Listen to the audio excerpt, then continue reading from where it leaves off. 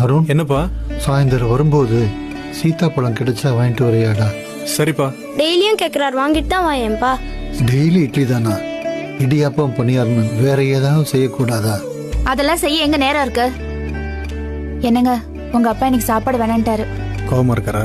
ரொம்ப. விடு, நாளை கன்வின்ஸ் பண்ணிக்கலாம். சொல்லுங்க உங்க அப்பாக்கு என்னென்ன பிடிக்கும்னு. லஞ்சுனா பிரியாணி ரொம்ப விரும்பி சாப்பிடுவாரு. மீன் குழம்பு நல்லா காரமா வச்சு கொடுத்தா வெளுத்து கட்டுவாரு.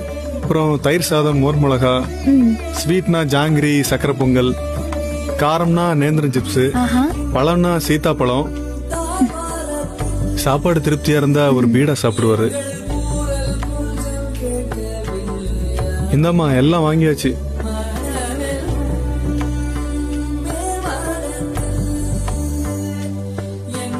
சீத்தாப்பழம் வாங்கினியாடா?